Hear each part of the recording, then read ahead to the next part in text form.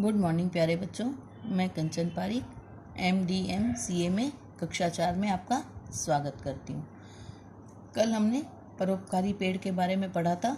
आज मैं उस पेड़ के बारे में आपको पूरा सारांश से पूरी कहानी समझाती हूँ और उम्मीद करती हूँ आप इस कहानी को अच्छी तरह याद कर लेंगे।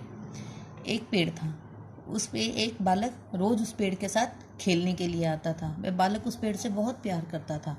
वह उसके साथ खेलता, उसके फल खाता, उसकी टहनियों पर झूला झूलता, उसके साथ बहुत तरह के खेल खेलता और आखिरी में थक जाने पर वहीं सो जाता। वो पेड़ भी उस बालक से बहुत ज़्यादा प्यार करता था।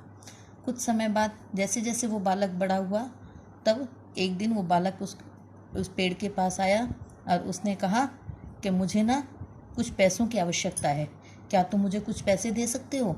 तो पेड़ ने उससे कहा कि नहीं, मेरे पास पैसे तो नहीं है, हाँ मेरे पास बहुत मीठे मीठे फल हैं, तुम इन्हें ले जाओ और इन्हें बाज़ार में बेच दो, इससे तुम्हें पैसे मिल जाएंगे। जो वो लड़का था वो उन फूलों को तोड़कर ले गया और उनको बाज़ार में बेच के अपने लिए पैसे जुटा लिए। कुछ समय और निकल गया। कुछ सालों बाद वो जो बालक था वो अब बड़ा हो गया। वह फिर उस पेड़ के पास आया और उससे कहा, मेरी अब शादी होने वाली है, मुझे मेरे रहने के लिए एक घर चाहिए, क्या तुम मुझे घर दे सकते हो? तो पेड़ ने उससे कहा कि नहीं, मेरे पास घर नहीं है, लेकिन हाँ मेरी जो टहनियाँ हैं तुम इन्हें काट कर अपने घर ले जाओ और अपने लिए एक सुंदर सा घर बना लो। वो लड़का उस पेड़ की टहनियाँ काट कर ले गया और उसने अपना घर बना लिया। अब उस पेड़ के पास केवल तना रह गया था। तना जो पेड़ के मध्य में सीधा होता है उसे तना कहा जाता है। कुछ समय और निकल गया। जो वो था लड़का, वो प्रौढ़ व्यक्ति बन गया। प्रौढ़ व्यक्ति वह होता है जो बूढ़ा होने वाला होता है, उसे प्रौढ़ कहते हैं। कुछ समय बाद वो पेड़ के पास आया। उसने कहा, मुझे मछलियाँ पकड़नी है और उसके लिए एक नाव बनानी है, क्या तुम मुझे नाव दे सकते हो? तब पेड़ ने उससे कहा, नहीं मेरे पास नाव नहीं है, हाँ मेरा तना काट लो और मेरा तना काट कर तुम इसे नाव बना लो। तब उसने पेड़ के तने को काट कर अपने लिए नाव बना ली और वहाँ से चला गया। उस पेड़ के पास अब कुछ भी नहीं बचा था, केवल थोड़ी सी जड़ें बची थी जो धरती के साथ लगी हुई थी। कुछ समय और निकल गया। एक दिन उस व्यक्ति ने सोचा कि मुझे इस पेड़ ने हमेशा कुछ ना कुछ दिया ही है और मेरे से कभी कुछ नहीं लिया। मैंने जब भी इस पेड़ से मांगा है इसने मुझे अवश्य दिया है। मुझे भी इस पेड़ के लिए कुछ करना चाहिए। वो फिर उस पेड़ के पास गया। पेड़ उसे देखकर बड़ा खुश हुआ। उसने कहा, लेकिन मेरे पास तो मित्र अब तुम्हें देने के लिए कुछ भी नहीं है। तब उस व्यक्ति ने उससे कहा कि नहीं, आज मैं लेने नहीं, तुम्हें कुछ देने आया हूँ। तुमने हमेशा मेरी सहायता की है, बताओ अब मैं तुम्हारे लिए क्या करूँ?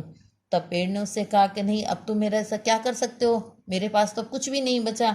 ना तो तुम मुझे वापस बड़ा कर सकते हो जिससे मेरी वापस टहनियाँ आ जाए, मुझे फल फूल लगें और मेरे पास बच्चे खेलने आए। इतना कहकर वह उदास हो गया।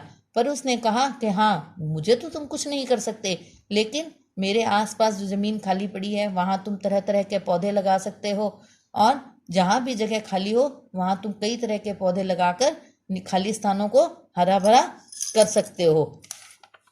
ऐसा सुनकर वह व्यक्ति बड़ा खुश हुआ और उसने कहा कि ठीक है, मैं ऐसा ही करूँगा। कुछ समय बाद उस पेड़ के पास वापस आया। वापस आने पर उसने पेड़ से कहा, देखो मेरे साथ कौन आया है। उसके साथ छोटे छोटे बच्चे थे जिन्होंने हाथों में अब तरह तरह के पौधे ले रखे थे। जब उस व्यक्ति ने कहा कि ये सभी बालक तुम्हारे आसपास की जितनी भी खाली ज़मीन है यहाँ पर इन पौधों को लगाएंगे, इन पौधों में खाद भी देंगे, पानी भी देंगे और इनकी देखभाल भी करेंगे ताकि ये खाली जगह हरी भरी हो जाए। पेड़ यह सुनकर बहुत खुश हुआ।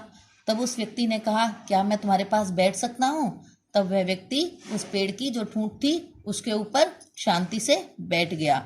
पेड़ ने भी उसे बड़े प्यार से अपने पीठ पर बिठा लिया। जब वह व्यक्ति वहाँ पर बैठकर सुस्ताने लगा और उन बच्चों ने वहाँ तरह तरह के पेड़ पौधे लगा दिए और वहाँ पर खेलने लगे। वहाँ पर वो बहुत तरह से बातें करते, उस पेड़ से भी बातें करते।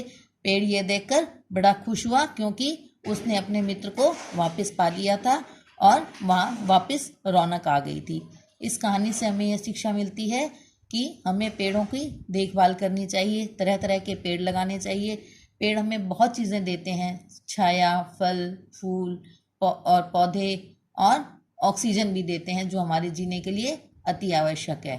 मुझे आशा है कि आप सबको ये पाठ समझ में आ गया होगा। अब मैं आपको करने के लिए कुछ गृह कार्य दे रही हूँ और उम्मीद करती हूँ आप इस गृह कार्य को अवश्य पूरा करेंगे। ये लीजिए।